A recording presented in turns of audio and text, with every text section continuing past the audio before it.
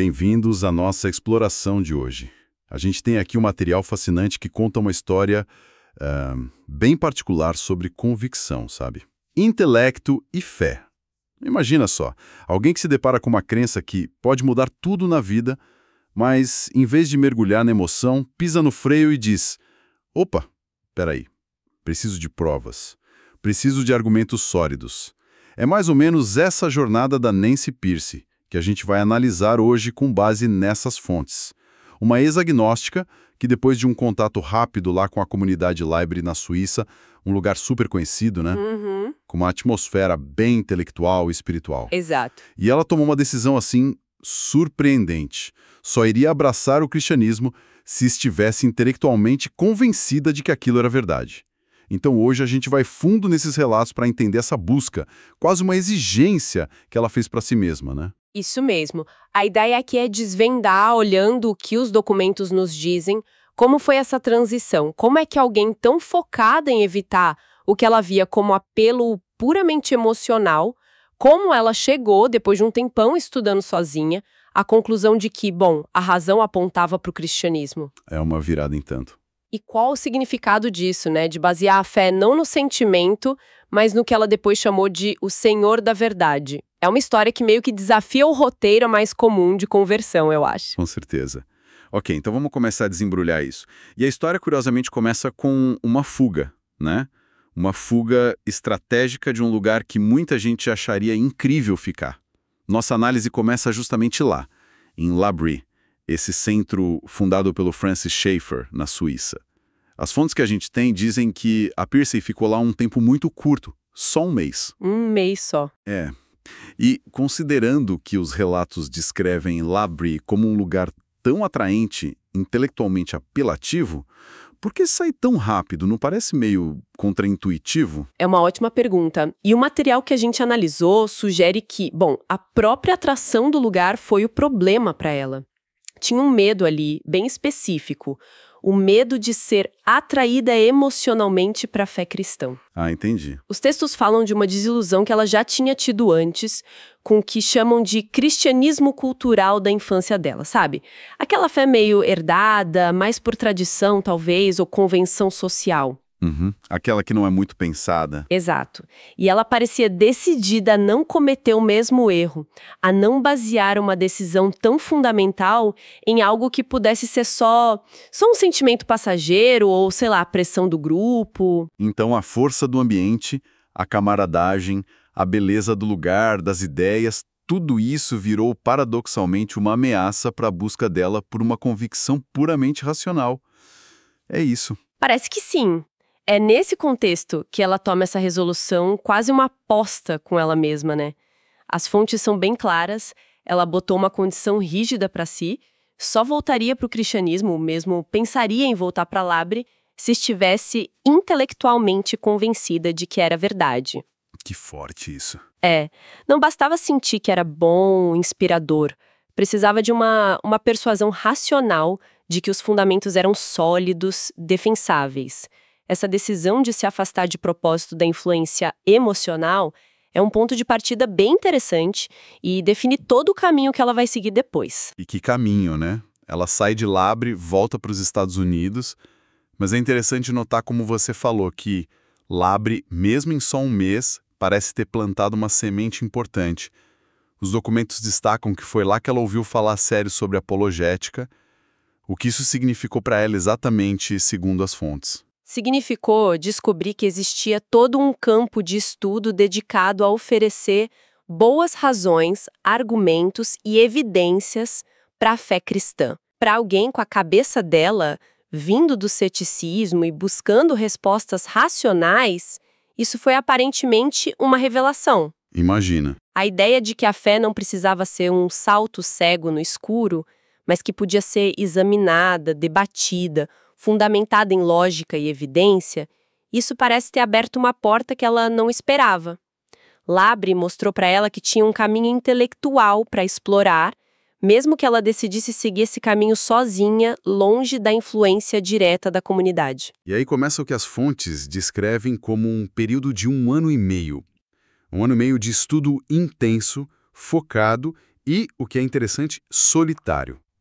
1 ano e meio. Ela não entra num grupo de estudo, não busca um mentor logo de cara, ela se isola para devorar os livros. Que autores aparecem nesse período de autoeducação dela? Olha, os nomes que aparecem com frequência no material são figuras bem conhecidas na apologética cristã. C.S. Lewis é um destaque claro, né? Famoso por livros como O Cristianismo Puro e Simples, que tentam apresentar a fé de um jeito lógico. Clássico. Mas não só ele. As fontes também citam G.K. Chesterton, com aquele estilo paradoxal dele defendendo a ortodoxia, Os Guinness, um pensador social, apologista, que também tem ligação com Labre, e James Sire, autor de O Universo ao Lado, um livro sobre cosmovisões. Parece que foi um currículo autodidata bem robusto, sabe? Com certeza. Focado em autores que encaravam de frente as grandes questões filosóficas, existenciais, a partir de uma visão cristã. Ela estava, como descrevem, lendo por conta própria, buscando ativamente aqueles argumentos que o Labre tinha dito para ela que existiam. Essa busca solitária é impressionante, mas tem um episódio curioso que está registrado nos materiais, que aconteceu ainda naquele mês rápido em Labri e que parece ter meio que antecipado o tipo de conversão que ela estava buscando, mesmo sem saber, né? Você pode contar sobre a conversa com o estudante sul-africano? Sim, essa anedota é bem reveladora. A Pierce conta que perguntou para um estudante da África do Sul como ele tinha se convertido. E a resposta do rapaz foi surpreendentemente direta, focada na razão. Ele disse que foi porque detonaram todos os meus argumentos. Nossa, direto ao ponto. Exato. A expressão original citada é "shot down all my arguments". Ele explicou que, para ele, a conversão não tinha sido uma grande experiência emocional, mas sim o reconhecimento intelectual de que uma causa melhor poderia ser feita para o cristianismo. Ou seja, que os argumentos a favor da fé eram, no fim das contas, mais fortes, mais coerentes do que os argumentos contrários que ele tinha. E a Pierce? A Pierce menciona que teve uma intuição ali naquele momento, se ela um dia se convertesse, provavelmente seria por um caminho parecido, uma rendição intelectual. Uma premonição interessante mesmo. Só que as fontes também mostram um desvio curioso nesse caminho, que era para ser todo racional, né? Parece que em algum momento essa busca só intelectual não pareceu bastar, ou talvez ela se perguntou se não estava perdendo alguma coisa. O que aconteceu ali? É um contraste fascinante, né? Apesar daquela resolução inicial de focar na razão, teve um momento em que ela parece ter sido pega por uma fome de realidade, como os textos descrevem.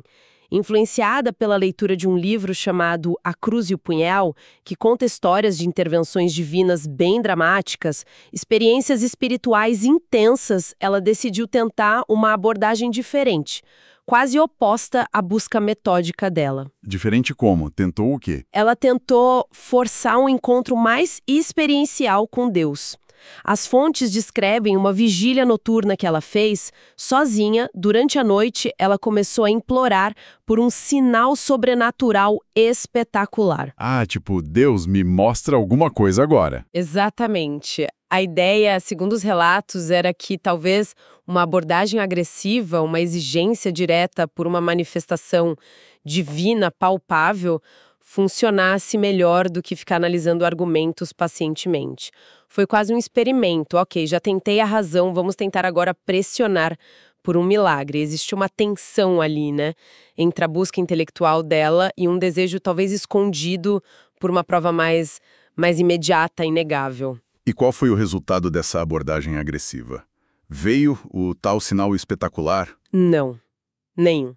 O relato nas fontes é quase cômico, de tão anticlimático. As horas foram passando devagar, meia-noite, 1 da manhã, 2, 4 da manhã, e nada aconteceu. Nenhum evento extraordinário, nenhuma voz do céu, nenhuma luz, nada. Silêncio total. Silêncio total. A Pierce acabou desistindo da vigília e os textos mencionam que ela se sentiu bastante envergonhada por se envolver em tal teatro. Foi um fracasso total em termos de conseguir a experiência dramática que ela tinha tentado provocar. Parece um beco sem saída. A busca racional era lenta. A tentativa de forçar uma experiência falhou feio. Onde isso deixou ela? É exatamente aí, nesse momento de aparente fracasso, de abandono daquela encenação, que a verdadeira virada acontece de acordo com o material que a gente tem. Sem a pressão por um evento externo, sem o teatro, ela descreve ter falado com Deus de forma simples e direta das profundezas de seu espírito. Mais calma, então. Sim, e nesse momento de quietude, de honestidade, ela relata ter sentido uma profunda sensação de sua presença. Mas esse é o ponto crucial, que as fontes destacam. A percepção interna mais importante não foi essa sensação, mas sim a clareza súbita de que ela não precisava mais de sinais externos. Por quê? Porque, no fundo, ela percebeu que já estava convencida de que o cristianismo era verdadeiro. A convicção intelectual que ela construiu naquele ano e meio de estudo já estava lá. A busca por argumentos tinha silenciosamente chegado ao seu destino. Aqui é que fica realmente interessante. O que exatamente, segundo as fontes, levou ela a essa convicção intelectual? Foi um argumento específico? Um livro em particular? Olha, os materiais não falam de um único momento eureka ou um argumento decisivo, sabe? Mas sim do peso acumulado da investigação dela. Através das leituras extensas dos apologistas e daquelas sementes plantadas nas discussões em L'Abri, ela chegou à conclusão de que existiam argumentos bons e suficientes que desafiavam as visões de mundo seculares que ela tinha antes. Quais visões, por exemplo? As fontes mencionam especificamente algumas dessas visões que ela sentiu que não se sustentavam mais sob análise crítica. São elas: o relativismo moral. A ideia de que certo e errado depende da cultura ou da pessoa. Isso. O determinismo físico. Que tudo é só causa e efeito, sem espaço para livre-arbítrio. Exatamente. E o subjetivismo epistemológico, a noção de que a gente não pode conhecer a verdade objetiva sobre a realidade, que tudo é subjetivo.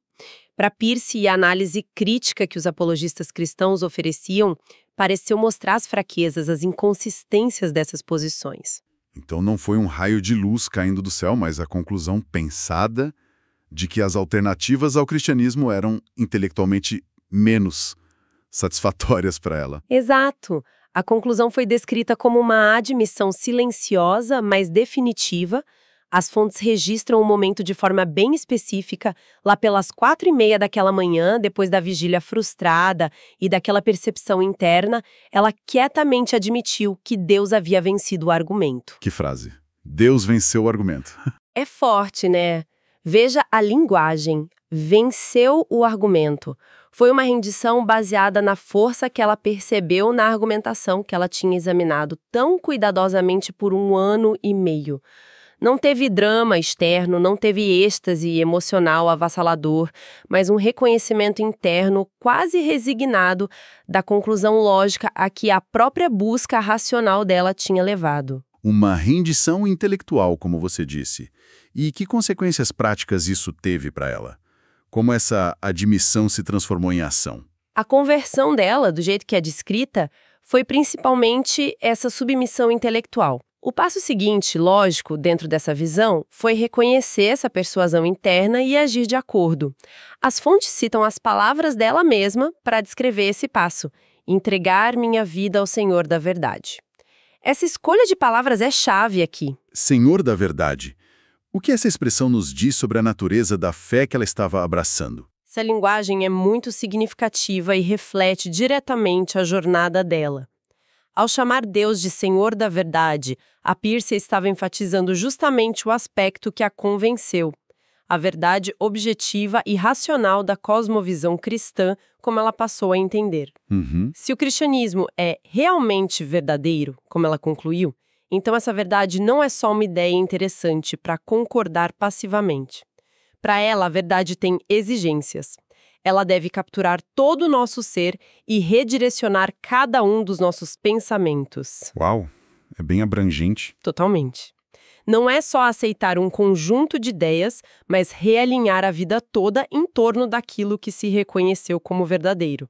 É um compromisso totalizante, fundamentado não na emoção do momento, mas na convicção da realidade daquilo em que se crê. E essa busca pela solidez intelectual não parou ali na conversão, né? Tem uma indicação interessante nas fontes sobre o que ela fez depois daquela noite decisiva. Sim, e isso reforça o quanto a questão intelectual era central para ela. Mesmo depois dessa conversão, depois de admitir que Deus venceu o argumento e entregar a vida ao Senhor da verdade, ela não relaxou. As fontes indicam que ela passou mais 1 ano e meio lendo exclusivamente apologética. Mais 1 ano e meio. Nossa, com qual propósito? Pra quê? O motivo que é mencionado explicitamente é para ter certeza de que não tinha cometido um erro na análise dela.